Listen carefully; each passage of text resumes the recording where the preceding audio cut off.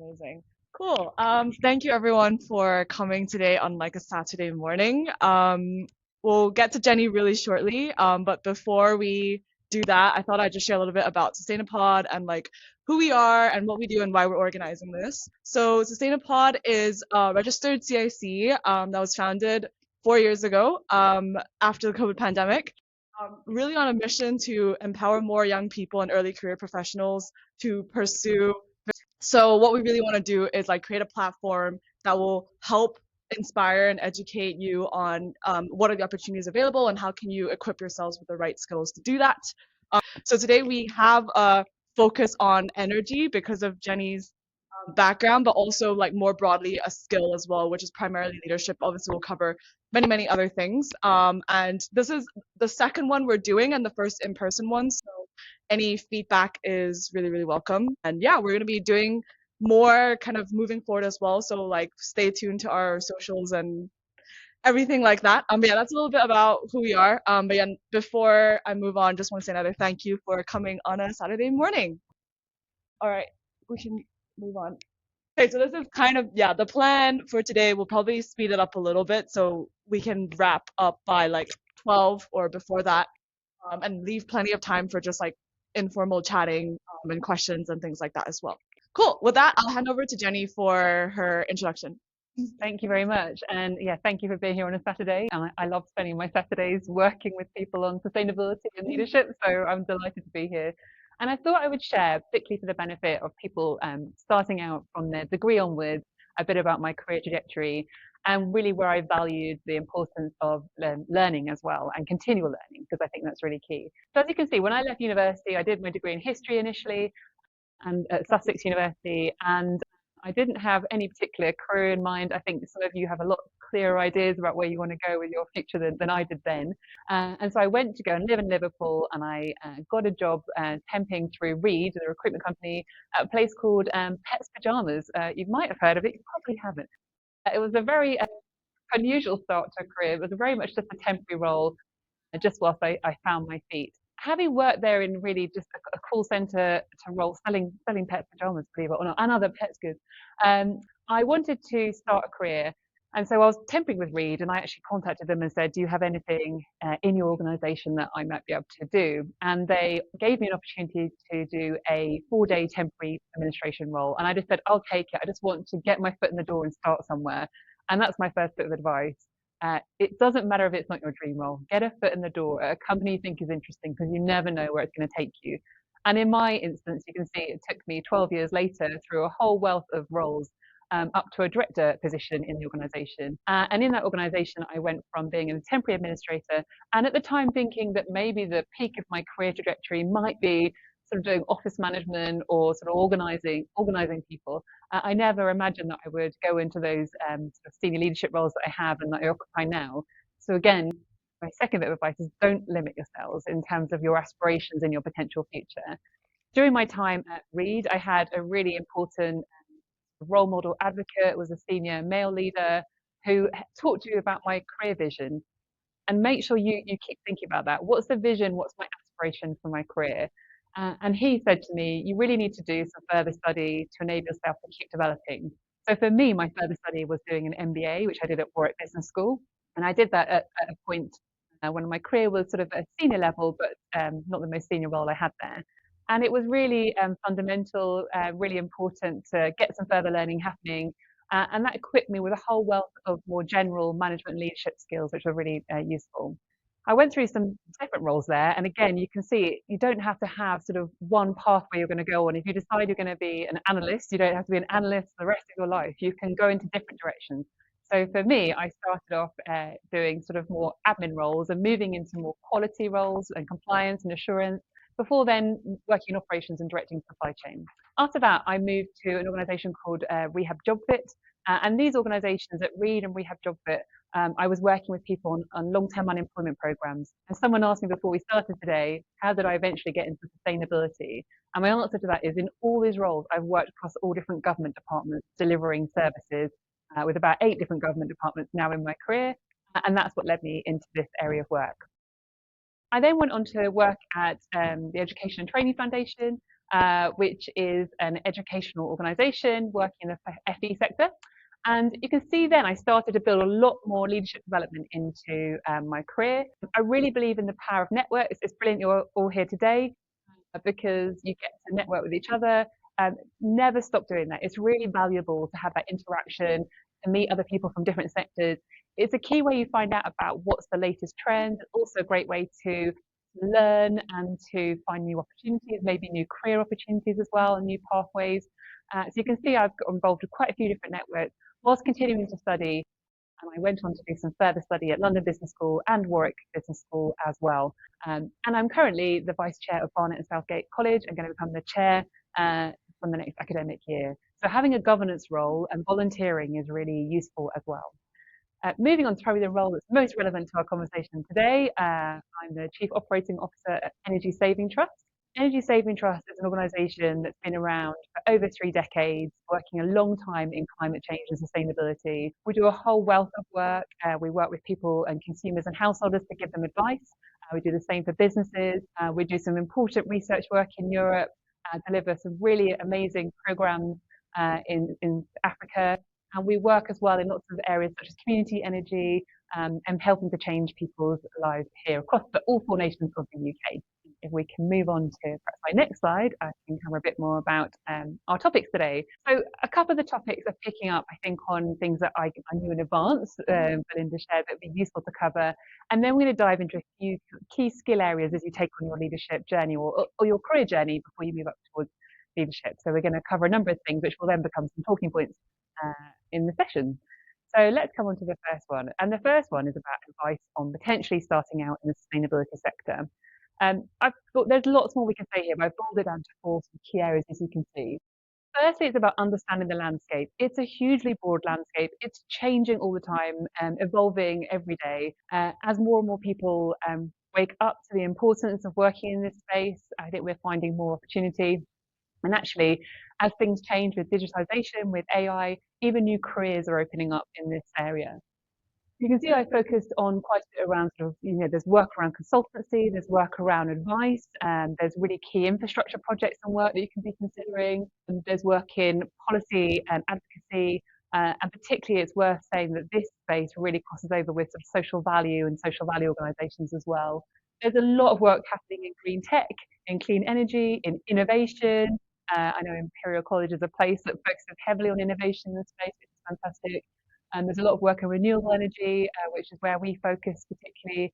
So it's a really broad sector and a growing sector. And I would advise, if you're interested in this, to keep your knowledge up about how the sector is evolving.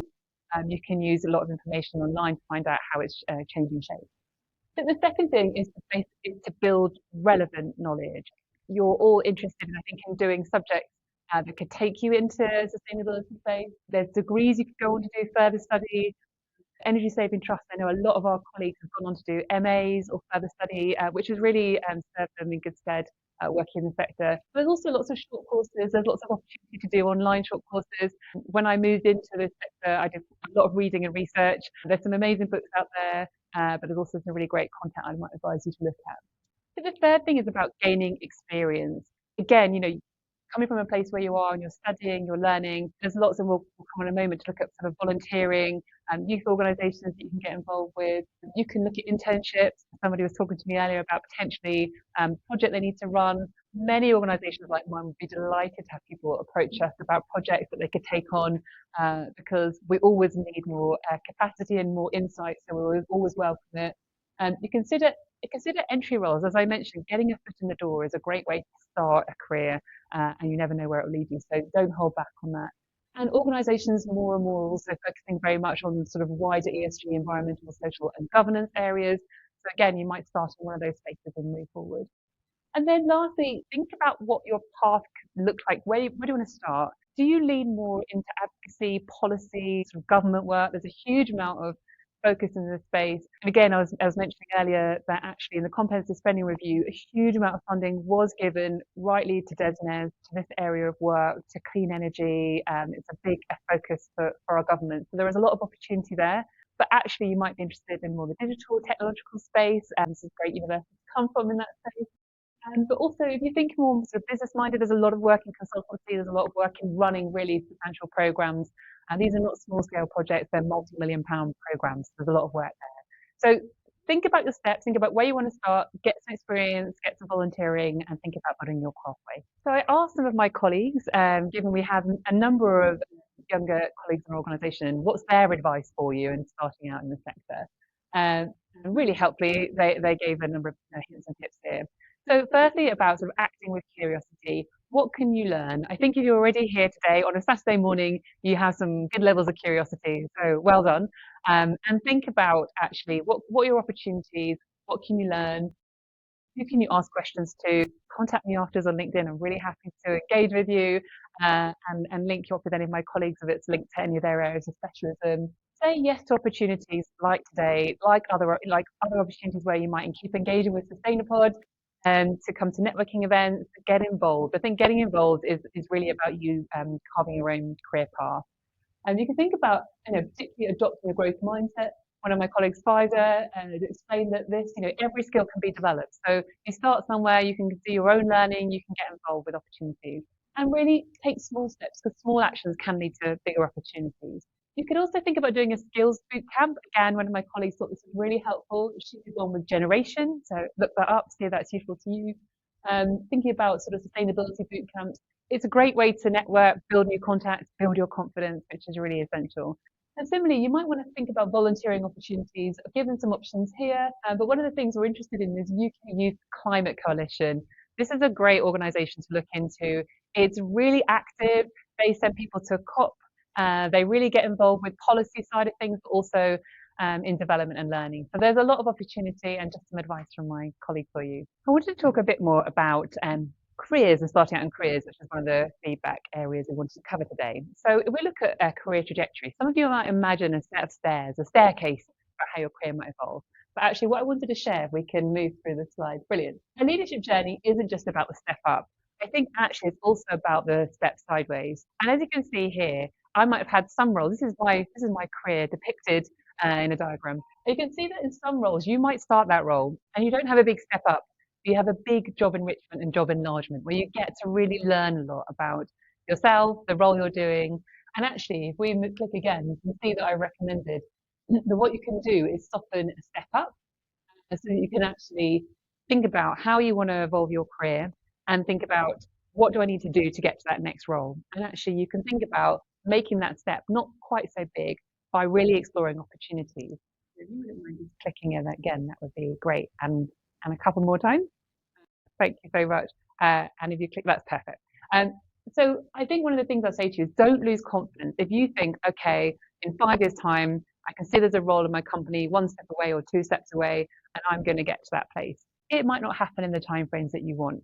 And there may be good reasons for that. It may be that actually you can start a role and it's up to you to make the absolute most of any role that you take on, particularly your first role. I think the reason my first role was a 4-day temp role and ended up being a 12-year career trajectory where I ended up as a director and I got funded to do an MBA is because from day one, I made an impact. From day one, I cared about it. I was curious. I asked good questions. I thought about it and I didn't mind. I didn't mind if it wasn't going to happen in the pathway that I'd hoped, perhaps in my head. I saw every role as a chance to really learn, to sort of look at the job description and say, am I maximizing every single bullet point? Am I doing everything I can to really enrich myself in this? And I think you can own your own career journey. So you guys are the perfect place to say, this is a bit of my vision. Don't worry if that vision changes. Make a start, see what you learn as you evolve, and then go from there. Is what I'd recommend. Question Of course. on the career trajectory. There are some of us here, myself included, that are already working in our first role. And maybe it's like a couple of years or like it's like now thinking about like what the next step is. So what's kind of your thought process when you're thinking about pivoting to like another role? Obviously, in that journey, there was like a level of promotion there. But like what other things were you thinking about to help you decide on whether or not to like take that leap to like a new role? Yeah, great question. And I think it's really relevant to a lot of us. I think sometimes you might actually speak to your colleagues and hear a bit more about what they're doing in their work. So it's great to be curious and say, actually, how do you spend your weeks? How do you spend your months? What meetings are you involved with? Or if they've been at a really great event, how come you went to that event? I think the more you learn about other opportunities in your organization, you might find actually I think maybe I'm on this trajectory, but I think I'd actually really love to go and work in this space and have a trial. Some organizations will let you do sort of a job swap. So actually you could say, could I try this? Maybe you could ask and speak to your organization about shadowing somebody so you can learn a bit more about what they do. I think if you think, actually, I really want to give this a go, because there's no regrets. It's always worth trying things and you've got that inkling. One of the things that I used to do, uh, it's a bit analytical, but I used to actually say, could I see the job descriptions for a role over there? And then compare that with mine or with my experience and say, actually, if I look at that, so much of what I'm doing is transferable. I think I could probably do most of that. And don't worry, you can't do everything on a job role. No one can. That, if we were already doing that, we'd be applying for the next role above it. So actually look at it and say, well, I think I could do most of this. Could I be given an opportunity? And then perhaps think about how would you slightly rewrite your CV so it's more suitable to fit for that role that you're interested in applying for. And particularly in an organization, I'm delighted if people let it be known to me. Do you know what, Jenny? I've been working for a while in operations, but I'm really interested in going into the research side of things. And in my own time or in my volunteering, I've done some research.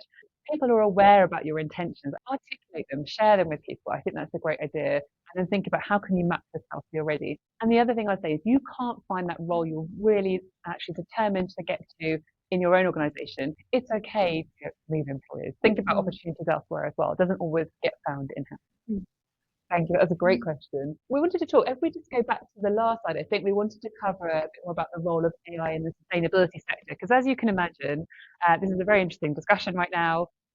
It's making a significant impact, but we also have to be aware of consequences of any development. Um, AI is technically, that new industrial revolution. It's fundamentally changing how we operate and what we do.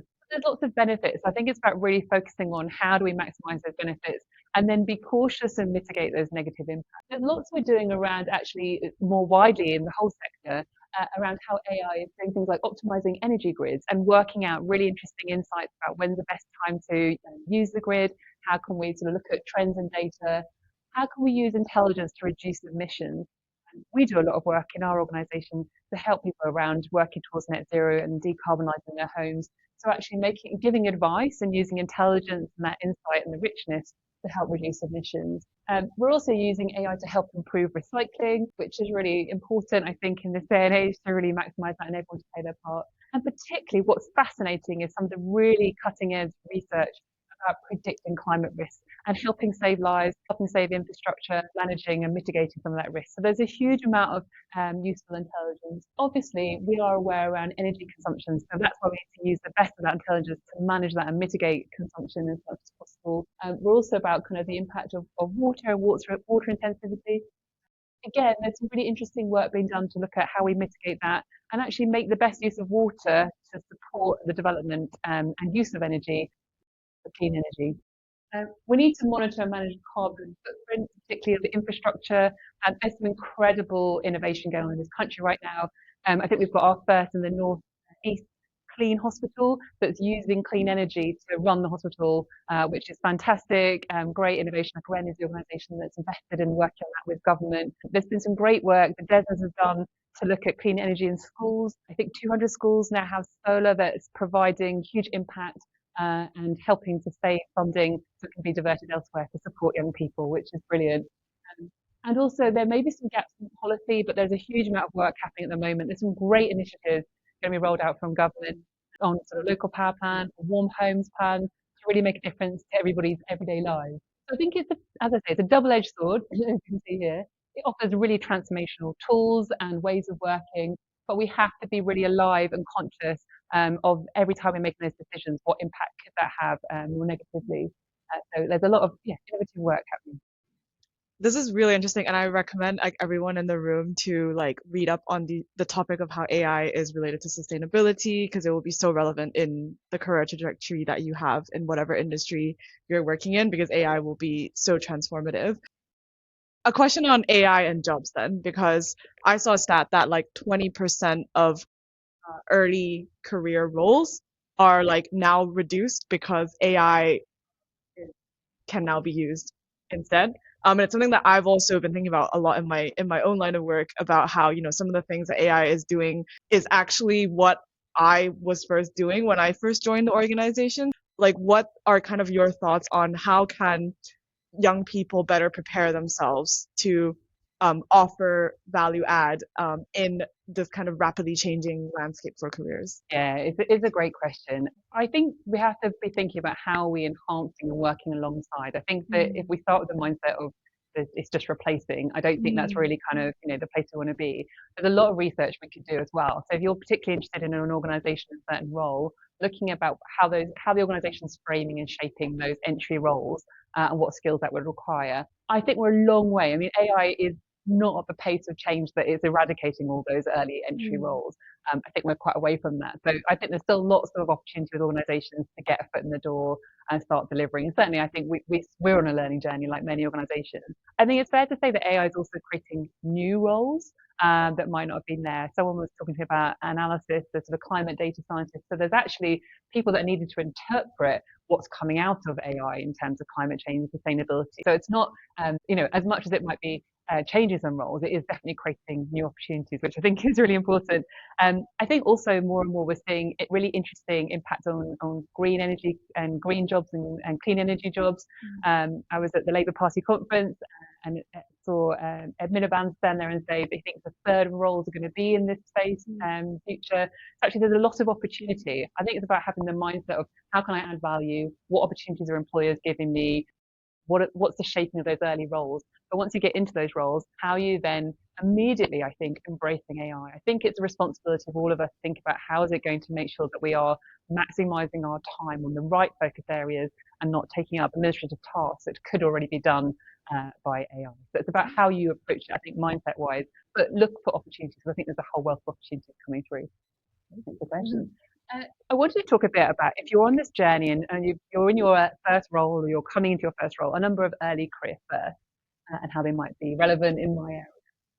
So the first thing that might happen is you're going to be probably joining some meetings. I mean, you'll have been in environments, students where you're in lectures or group discussions, but meetings are slightly different in a work context. And there's quite a bit you can do. With every one of these firsts, I always say that preparation is the most important part of everything.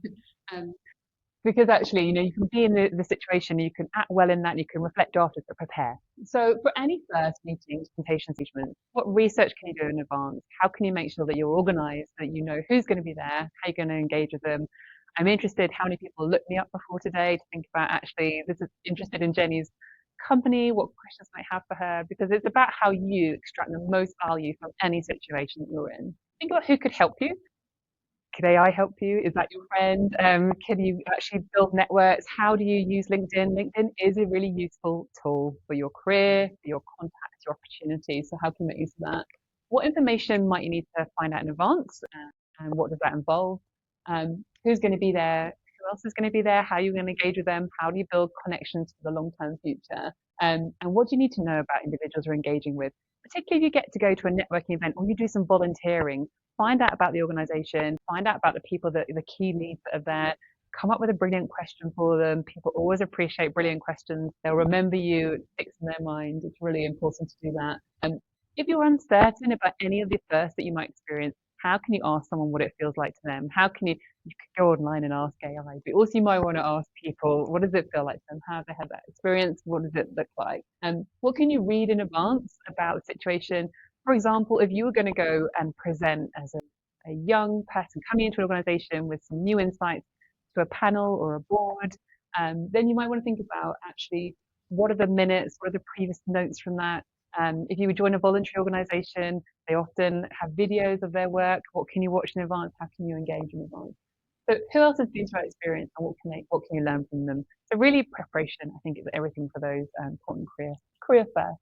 If we come on to our next topic, we wanted to talk a bit about kind of prioritization and delegation. I gather this is one of the questions I got asked in advance of today. So I wanted to share with you a simple matrix, but it's something that you could apply in your personal life, in your studies, in your career. And that is the 4Ds model. And that's when many people coming to work find that actually you need to look at everything you need to do, but you need to prioritize it. And you need to think about how do I need to do that. So the aim is to critically assess everything you need to do and put it in these 4 buckets. Now the do is what do you need to do? And the really key part is what do you need to do? What is it that nobody else can do it? You're the right person, you've got the right skills and knowledge, or only you know what needs to be achieved. So only you need to do it. And that's what you would do. If you don't need to do it now, though, you could defer it. So maybe you still need to be the one doing it, you could defer it, delay it to another time. You could consider doing that. But actually, one of the things you could do is delegate. Now, you delegate to peers. It doesn't have to be in a line management relationship. That's the only way to delegate. You could delegate by asking someone to help you, actually recognizing you're doing a project on this piece of analysis. Would it be beneficial for you to do this? It would really help me out. Is this a mutually, useful thing? Is there anything I can take off your plate as well? So actually make sure the right people with the right skills and interests are also getting involved. And the last thing you can consider is, do you need to delete or drop something? It doesn't need to be on your list. If you're not thinking that you need to defer it, if it doesn't need to happen, actually be kind of quite critical. You've only got a finite amount of time and capacity, so make sure you make good decisions.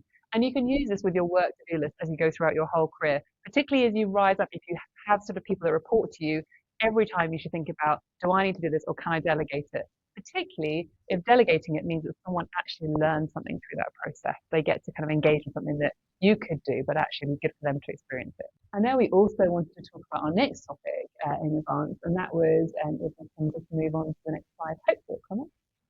A bit about handling imposter syndrome. Have you guys heard of the term imposter syndrome? Looks like there's lots of nodding here. Okay.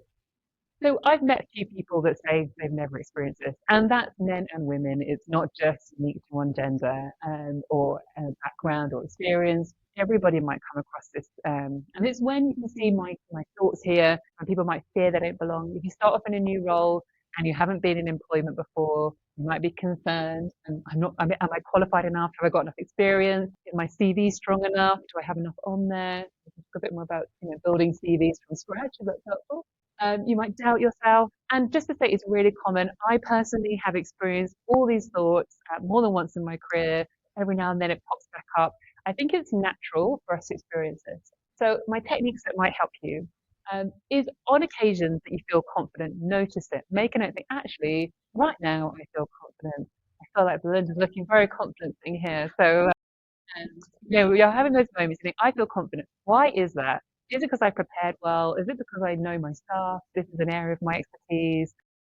I've actually done my research. So if I'm going into an event, I feel confident because I've got some good questions I'm going to ask people. To notice what it is and why you felt confident and sort of make a note of that in your mind. Even write it down if you're someone that likes to log these things. I also suggest whenever you doubt yourself, examine the evidence. You guys are going to have a lovely certificate that tells you did some really important study at a fantastic institution. That is some of your evidence. Your CV is your evidence. And as soon as you start to work, I recommend keeping a live CV document. Don't just update it every time you go for a new role. If you do something really brilliant at work, you have a big impact, go and make a note and add that bullet to your list of accomplishments and your achievements on the CV for that role. Because otherwise you'll forget and you won't always track it. But also, when you're actually feeling doubt, look at that. Examine your evidence. I've had this impact. Remind yourself you can do it. You are the right person. You're on the right pathway. As I say, maintain your CV. Really important. And all the learning you do. You guys, you should put down when you're volunteering, when you're coming to things like this, when you're doing any online courses, the LinkedIn learning. Just capture it all because it all looks really relevant to me as an employer that I'm seeing that you're investing in yourselves.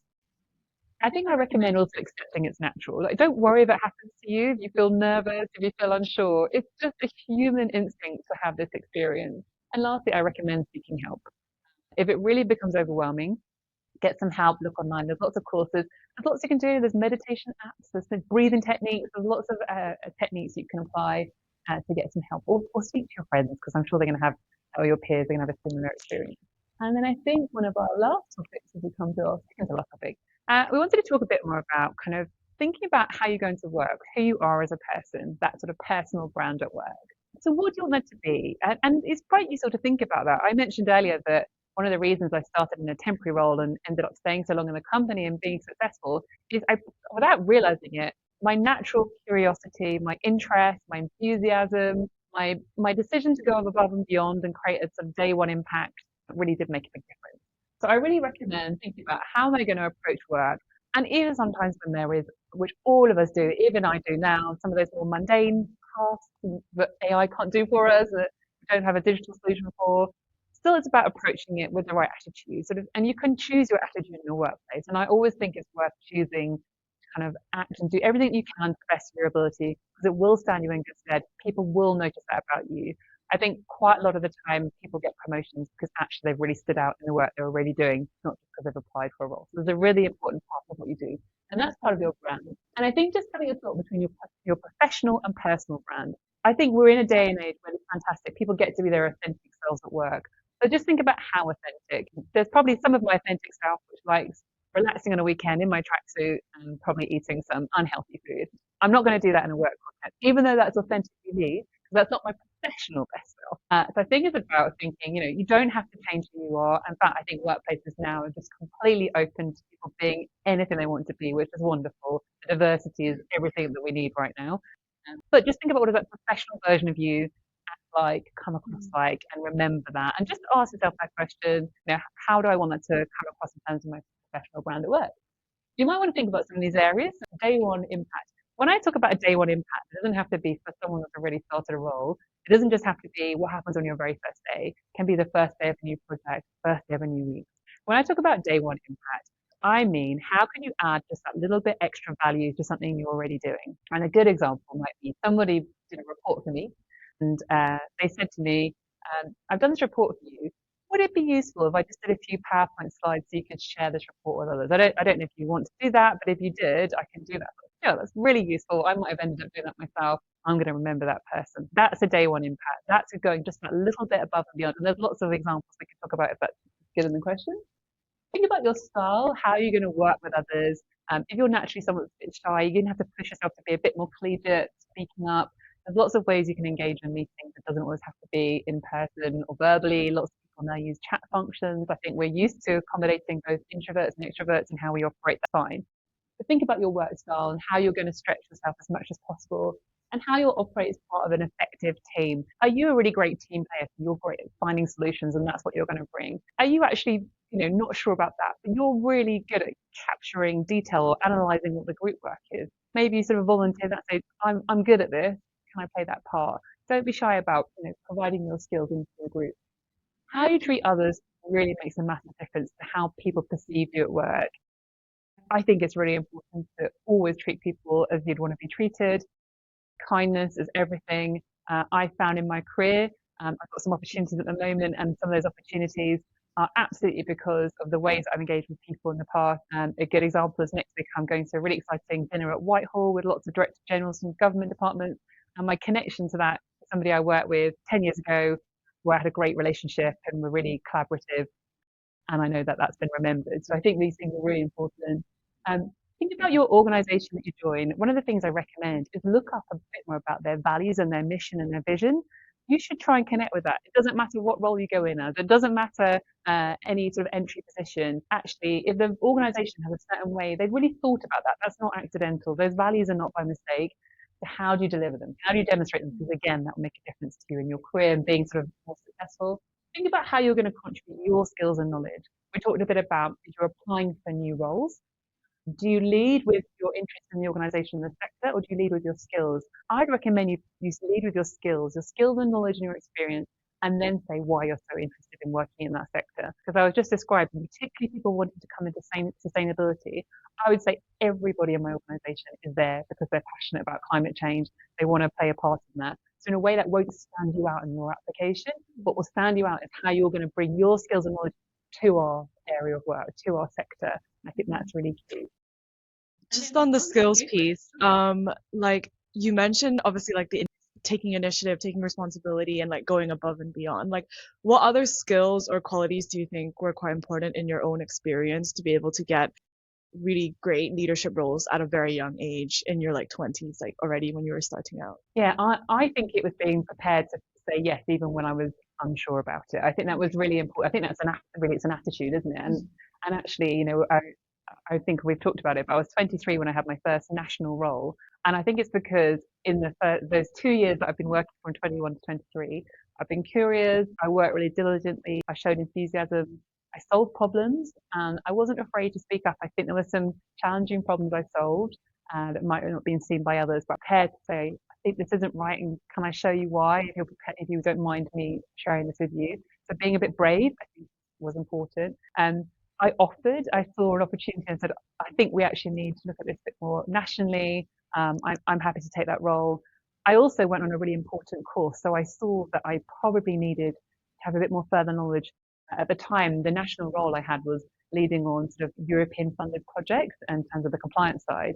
So I took myself off on a course and I became the only person in our company that had actually been on a course and running European projects. When a national role came up and I was able to situate it, I was really well positioned. So I think there's a number of things. I really, again, back to my earlier preparation, continue not just preparing for the role you're in now, keep preparing for those future opportunities. So how do you make sure your knowledge is right, your skills are right, your experience is right, and keep being positive as well in your mindset, I think.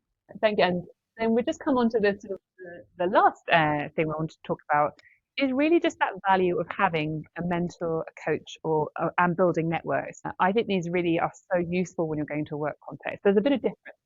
So a coach is something that might happen as your career unfolds. It'd be unusual to have a career coach straight away, but if you have one, then brilliant. It's really somebody who's professionally trained, and what they'll be able to do is ask you really great self-guided questions. So they'll ask you all about your career, help you to discover yourself, explore how you want to develop. I'd say start off, learn about your career, and see the direction you want to go in, and then you might want to bring a coach into your career as you develop and unfold it. A mentor, though, I'd recommend thinking about getting a mentor as soon as you can. A mentor is somebody who has done what you are interested in doing, has knowledge about it, lived experience. So if you're, and it doesn't have to be in the sector you're in because the skills are transferable in lots of cases. So find that person. I think there's lots of people that don't mind being asked to be a mentor. I think if you connect with somebody at a networking event or in person, contact them. And then I don't think there's any harm to say, I'm really interested, you really sparked my curiosity in your area of work. Could I buy you a cup of coffee or could we do a virtual conversation? And even if it's a one-off, you'll gain from it. If they're prepared to be an ongoing person, you might touch base with every few months, get their wisdom, even if it's a short amount of time. I think it's hugely useful. And your mentors will change. I've had many different mentors for different reasons.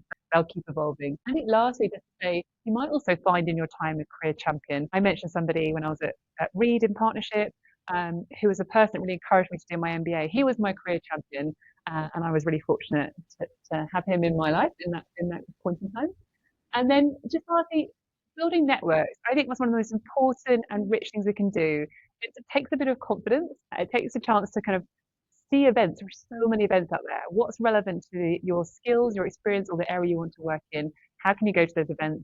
How can you think about some good questions to ask people? How do you see a group of people talking to each other? Be brave, go and join in. Don't even have to say anything. You can just listen. If you see a chance, you can join in. And make sure you always follow up people. Connect with them afterwards, get their details, and just even drop them one line and say, great to meet you. I was really fascinated by our conversation on this. Just keep those networks because your networks are one of the most valuable resources, not just for now, but for career opportunities, finding new roles in the future, for finding skills and expertise you might need in your organization. So absolutely vital.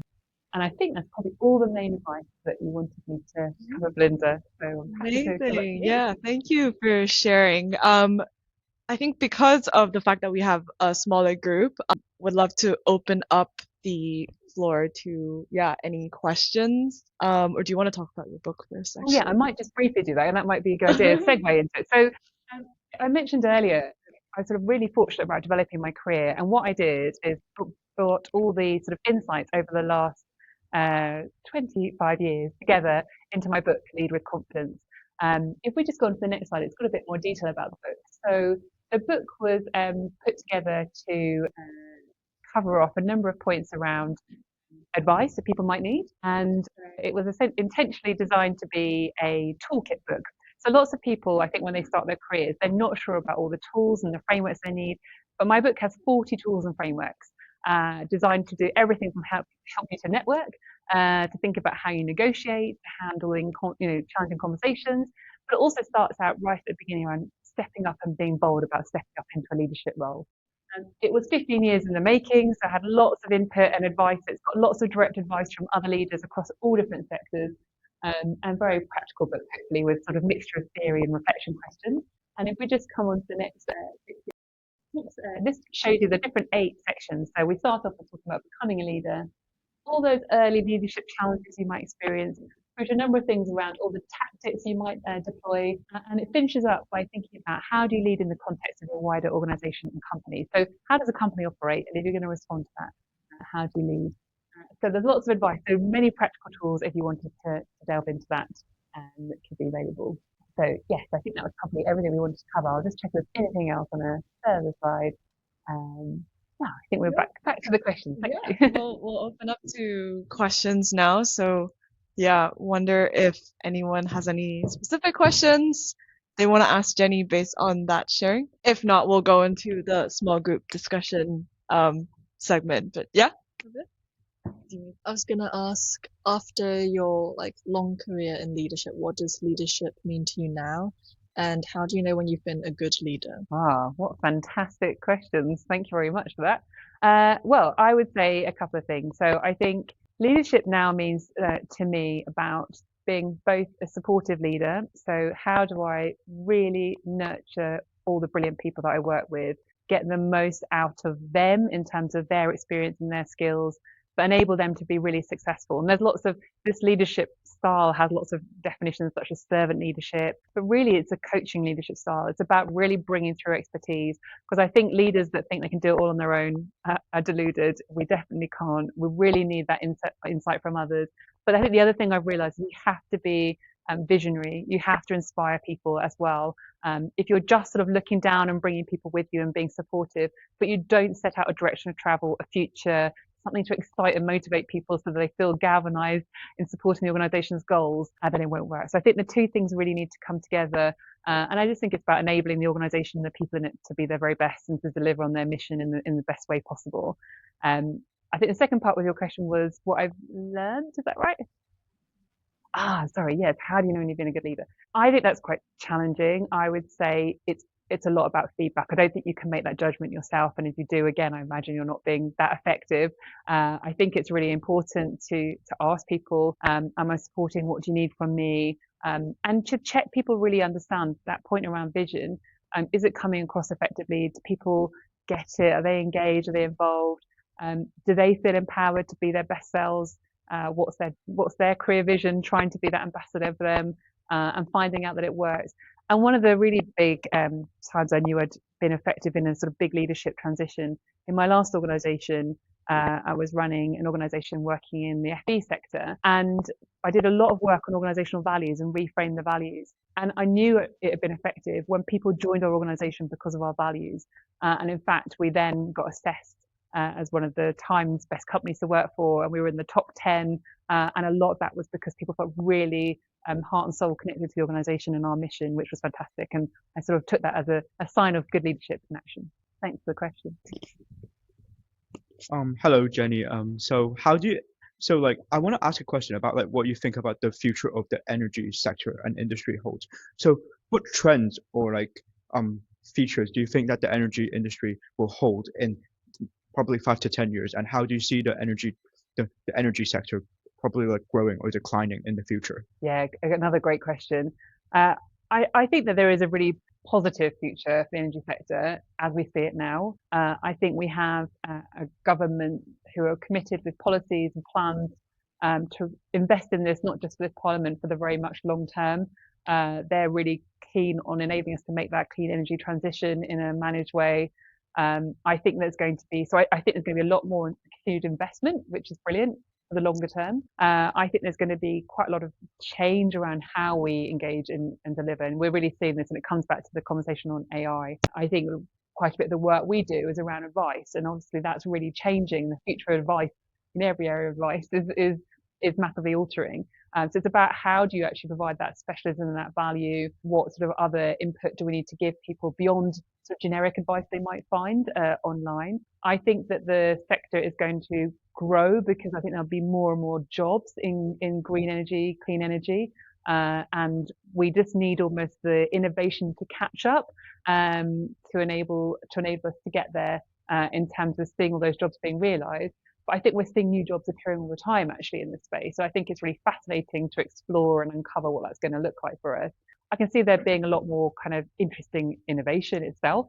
I think we're already again seeing really sort of cutting edge developments in how we might solve some of the really challenging crises or issues that we're facing in trying to work towards decarbonising homes and the planet and working towards net zero.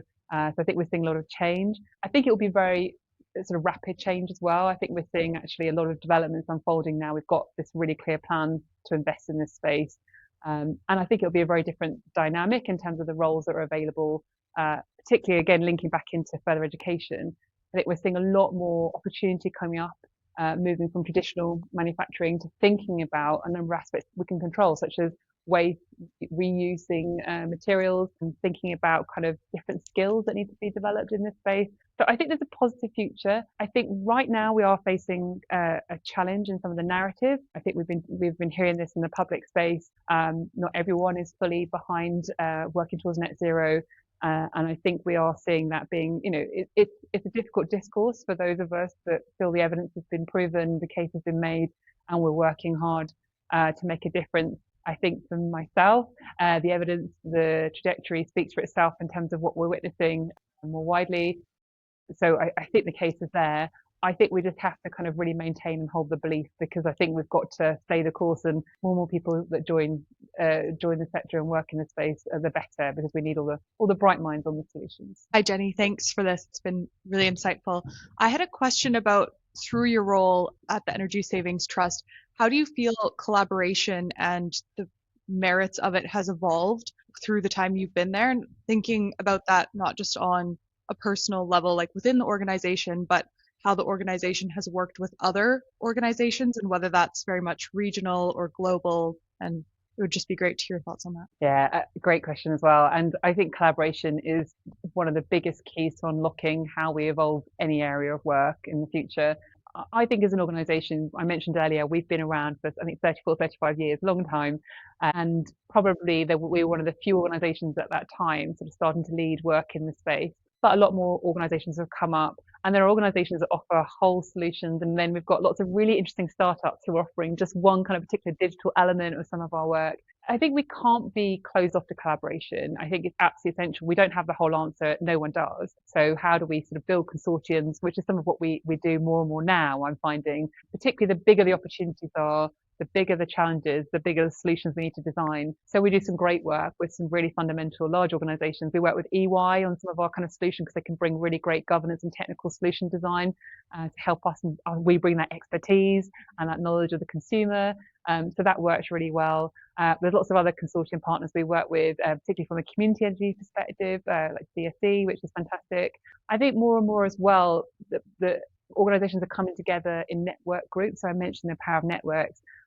You might be aware, one of the really important organizations or suite of organizations that work in this space now will be through local authorities and through combined and strategic authorities. And they're a really key vehicle for delivering a lot of the government agenda. We're really delighted. We work with UK 100. They're a sort of an organisation body that works across sustainability and climate change with those local authorities to try and bring together kind of common issues, common challenges, so we can look at solutions designed together. And I think we're seeing this more and more. We're really fortunate to be members of a number of different bodies that represent whole sort of cross sections of organisations. And I think we also feel strongly that we as Energy Saving Trust need to play a role in thought leadership and facilitating design. So we run a number of workshops, some with government, we're running workshops, some with local authorities. We've run some focusing on how businesses and SMEs can get involved and play their part. And I think it's really about conversation, bringing people together and solution design. So I absolutely think you're right. Collaboration is the key answer. Thank you, Jenny, for your talk. I just wanted to ask a question about the kind of impact that you have for your work. And I think a lot of people go into the industry because they want to have these sustainable impacts on the world or society or the region. What does this sort of impact mean to you? And second question is that something that motivates you to do more in this work, or is it something else? Yeah, I think having the impact is the biggest motivator beyond anything else. I think if people come to work for different reasons. It's always been for me the impact that my role has. Go to sleep at night and feel like it's making a difference. And I think our organisation has a fantastic impact. We really care about it. It's a really hard place to be, to keep proving the impact, because some of the initiatives and work we do does take a long time to kind of ultimately feed through, but some is more immediate. So we do measure impact. We're really keen on measuring the impact which we can track of carbon reduction, so we can see the impact we're having through a number of our areas of work, which is fantastic. We also track the impact of lifetime savings, particularly for those in fuel poverty, which is really fundamental. You can make a massive difference in someone's life if you help improve and upgrade their home, which will make a huge difference. So that really matters. The layer project we're running in Africa, there's a huge impact there. We can see it on sort of local communities where we really do help change lives, which is fantastic. We have a foundation that also delivers lots of projects that we can see impact on local communities, on youth projects as well, around people learning and getting really involved and interested in climate change. So these people are going to be advocates for the future. And we also deliver incredible community energy projects where actually I mentioned there might be whole islands in Scotland where we've had a look at their infrastructure and really enable them to be much more sustainable, as well as lots of other geographies. So I think when you can see a really tangible impact and how you're having that impact on your mission, it just is so rewarding going to work, and that's what really matters to me. Thank you. I also have a question. Jamie, could you go back to like a few slides ago when they talk about do, don't delegate? Go back. Keep going. So this might be like a more personal question, but I think a lot of people that are here probably feel the same way in the sense of we are all people that are proactive. We all came for a reason, and we all want to lead. So, do you have any examples of when you had to or you had to defer? Because I think a lot of us, we would want to do everything. Like as a leader, you would want to be hands-on and you want to do because you feel like you have the skills for it. So there's a lot of things that you don't know when to delegate or when to defer or drop. So like, what is your process like? Do you have any examples of when you've done that? Yeah, great. Thank you for that. So I think the more you kind of develop in your career and become a leader, you can probably do most things that fit across your role. That's just going to be natural. You've built up that knowledge and the skills and experience. So you might look at the whole breadth of your work and think, well, I could do all of this. So the question then is, should I? And I think there's a number of things to consider. So sometimes I might ask somebody to do something that I know that I could do, and I might do it slightly quicker because I've been doing it before. I have the knowledge. But if you stop and take that time to go through that with somebody, so this is what the end product could look like. Up to you how you get there. I'm not going to, set that out. But actually, this is some of what needs to happen. And this is some good examples.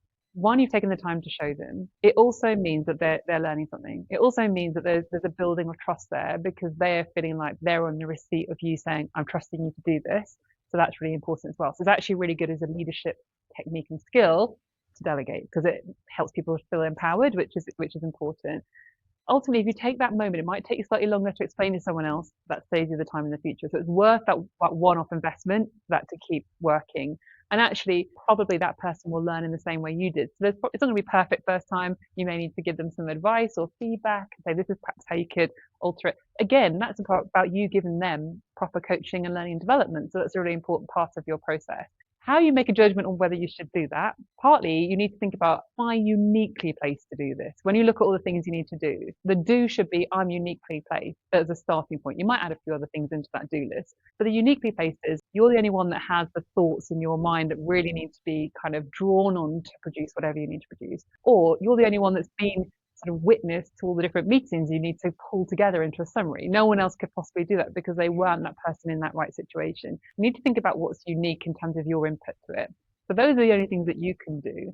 But actually, even sometimes if I'm producing sort of a key report, which is a high profile report for our board, I still would get others to do a lot of the pulling together. In fact, I normally kind of give a framework.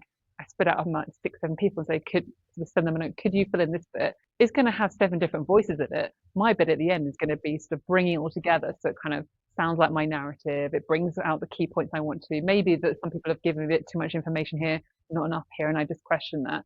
But that's a great way of getting others involved, saving you some of that time. But then you're only doing the last bit you need to do. You're not doing the whole thing because you didn't need to. Other people should be involved. So it's about, is it uniquely you? If you delegate it, is that going to be good for the long term for that person and for you for the future and how you make those decisions? And as much as possible, you're going to get to a point where there is only a certain time limit in the day and we all have to set our own professional standards and not work all the hours because otherwise we can't function well. So you're going to realize that something's going to have to go. So then you're going to have to be quite brutal with yourself and say, does this really need me? As much as I'd love to do this, it might be the most fun thing on your list. So if it doesn't uniquely need you and something else does, then you're going to have to make that decision and hand it over. Thank you very much for everything. It's been super insightful. I'm kind of gonna lead back into kind of the personal career development question as well. So a number of people here are in different stages of their academic life. Some of us are also working professionals, and currently it's also the season where, you know, people are applying for jobs or applying for masters and things like that. And a bit of context as well, London is probably one of the most overqualified, you know, workforce in the world. There are a lot, especially in the sustainability industry. I don't think that people really need more than a bachelor's to actually do an analyst job when they do start out. So for people who are considering, you know, pursuing more academics just so that they can have, you know, their dream job in the industry, what would you say to that? And yeah, for I guess like for career pivoters as well, like for people who haven't been into sustainability but would like to pursue sustainability, is an academic kind of pursuit a right choice? Yeah, what are your thoughts? Anything really, just like MBAs or sustainability MBAs are also a thing now. Yeah, they are. They've grown up, haven't they? So I think there is no perfect answer to this. It's very, very situation dependent. I think you have to be quite guided by the opportunities in front of you. So if an opportunity came up and it was a sort of a dream organization, but not the dream role, take it as long as it's not going to drive you mad, because it's a chance to get a foot in the door. And I think you can always do study later. So I did my MBA when I was 28. So there is no reason, and actually lots of people do MAs later down the line. So don't feel that you immediately need to go straight into building on sort of academic qualifications to get somewhere, not necessarily.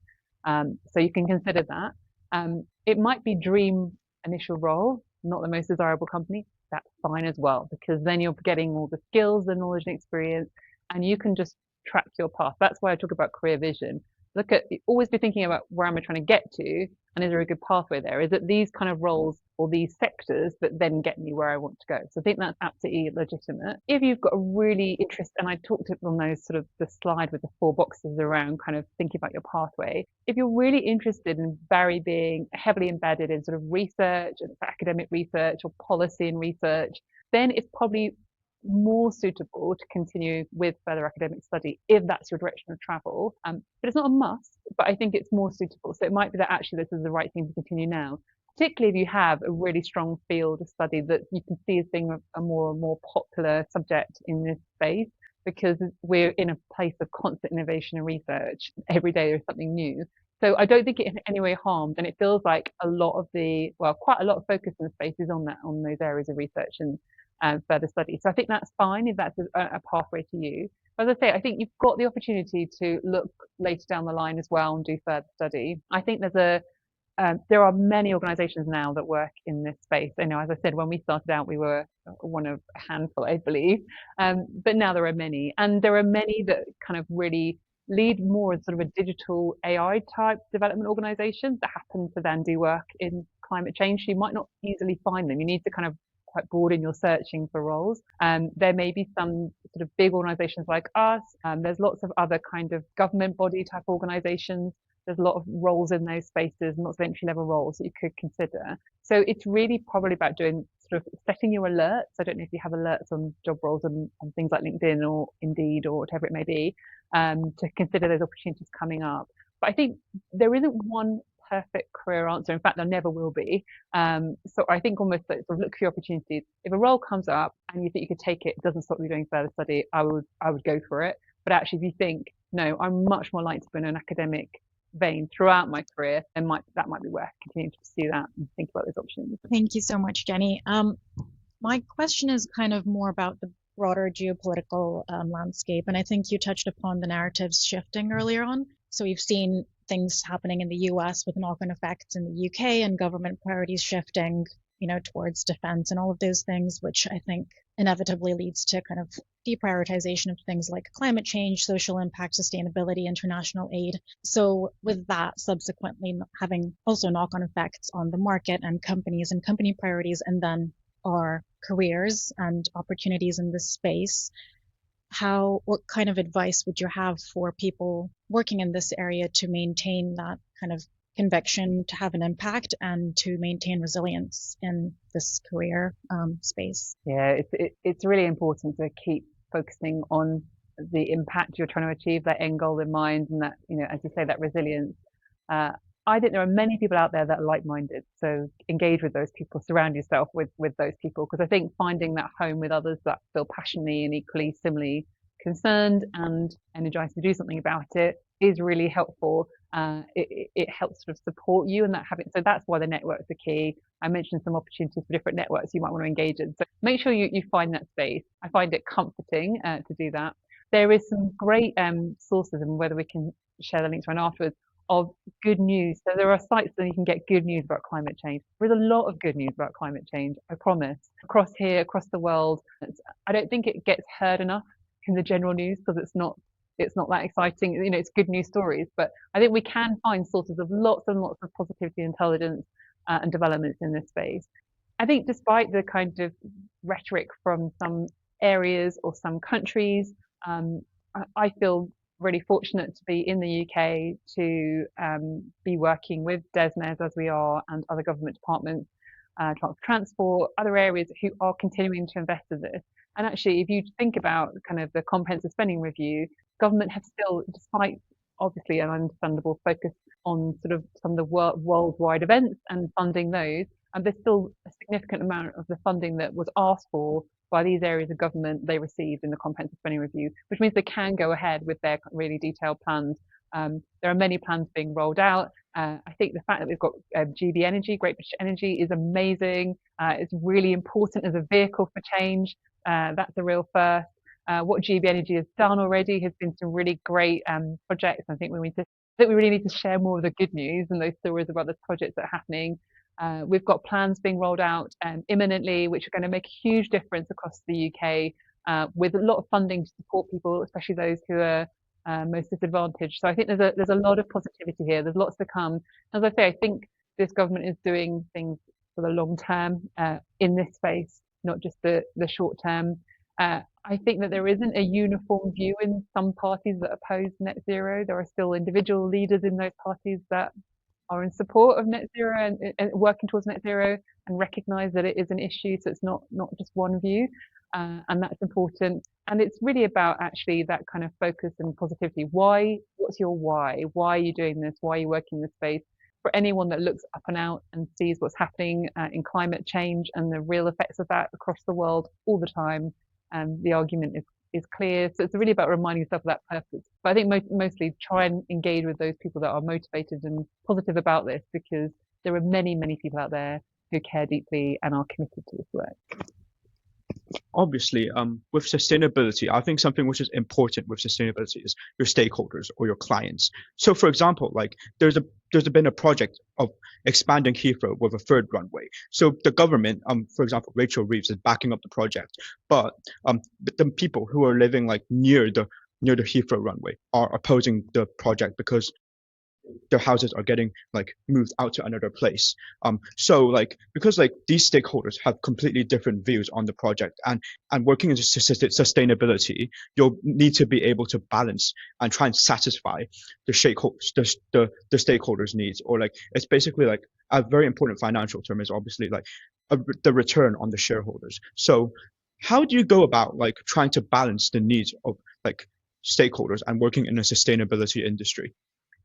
It's definitely challenging, balancing those different needs. As you say, different stakeholders are driven by different end goals. Some driven more around profitability, making changes in infrastructure. Some overarchingly about the impact, as you say. I think one of the big challenges is it's got to be through conversation. We're really lucky as an organisation that we get to go in and talk across industries about what we're trying to achieve and trying to find common ground. Because there's got to be some common ground. Quite often there is, but people then will be driven by their own goals. But it's almost talking about how do you minimise and mitigate some of the more, the wider impact. I can't specifically comment on Heathrow itself. That's not an area of infrastructure that we look at. But I do think you're right that you're always going to have those competing priorities. Sometimes it's about actually, what are some of the things that you need to give so you actually win on the bigger challenges. And I think sometimes it's about that sort of negotiating really effectively around, okay, what's your end goal? A good example, we look at this in terms of our organisation. We have really big red lines about who we won't work with, which stakeholders we won't work with, and we won't work with people that deny climate change and the climate crisis, and we won't work with people that kind of act in accordance with sort of behaviors that are going to damage the environment. But there are some organizations, would they be the most desirable organizations that you'd work with, who are purely all about clean energy? Not necessarily, but if we work together, we can achieve a greater good. And I think that's really important. So it's not about being really limited and restrictive and saying, we're only going to work with organizations that can see this impact and this is what we're trying to achieve. You have to acknowledge that other organizations have, as you say, different priorities, different stakeholders that they need to appease. But actually, as long as it's within your boundaries of what you feel is acceptable and you think it's going to make a bigger impact overarchingly towards your mission, then I think it's got to be achieved. And that takes so much diplomacy, delicacy, careful negotiation, and trying to really find, as I say, points of agreement and common ground. But it's hugely complex, and this is something you're going to find as you work your way through your careers. I think I would have a few questions where I'd be interested to ask you guys, like, what you think was like a key takeaway for you, like in this session. Because I think also be good to, yeah, for Jenny to hear that, or like things that you found like interesting, or like you're gonna think about a bit more, look into after the session. Anyone want to share? Should I repeat what I said? I think this image of like, I want to go down this path, although it's still unclear. I think it's just about just kind of asking for more opportunities, as I said, and like even if it's not something that you want, you still, because you don't know where it can lead up to, just trying to make the most out of your experience that you have right now. I think that was one of the biggest takeaways, and I think that's something I can apply to just on a daily basis as well, like being curious as well. So yeah, thank you very much. So that was a big takeaway. So thank you. Yeah, I think for me, the part, sorry, the part about being prepared to everything that you go on to, and also be super curious on and taking ownership on your thing, on your job, but be it very small or very big, it doesn't matter. I think both are like the main takeaway for me. I think very helpful. Great, thank you. Who's next? Thanks, Jenny. I think for me, there was two kind of key takeaways. And as someone who's 3 years into their career, it was just really insightful. So I think the first was the idea of the personal brand at work, because I've thought about that, but I've not actually had like a term to attribute to it. So that was really helpful to kind of frame like, oh, how do I want to show up? How do I want others to perceive me? And what does that link to in terms of the work that I do and how I show up on the day-to-day basis. And then I think the other aspect that was really interesting is just the idea of going to companies and people that really interest you and excite you, rather than really shooting for a job title or a certain level of seniority, because I think that is the norm that a lot of people talk about. So it was just refreshing to hear, actually go to where you're excited, and then you'll be able to grow within that role and within that network. So thank you so much. I think what will kind of stick with me was that short example you gave about someone who sent a report to you and asked if you wanted supporting slides, and that idea of going just slightly above and beyond, I think, is something that I'll try and keep in my mind when I work. I think we're basically at time, so yeah, maybe just give a big thank you to Thank you. For your time and like sharing all your insights and wisdom being in the industry for all these years. So we'll kind of like just have more informal networking now. So if you want to stick around, ask more questions to Jenny like directly, feel free to do that. If you need to go, feel free to also do that. But yeah, we'll be around. And then if we could just move to, yeah. So this is. This will do that. So we have a little survey as well that we'd love if you could fill in before you head off, just because this is our second event and we want to hear your feedback, how we can make it better, how we can make it more useful to you. I'm glad that you already have some great takeaways from this one, and we hope to do more of these. So any feedback is welcome. And then once this is filled in, we'll also share the next slide with like our socials. You can like stay in the loop with other events that we'll as well, and also all of the insights from this session we'll like kind of pull it together and like pull out all of the insights as well, and we'll make that available online. So thank you.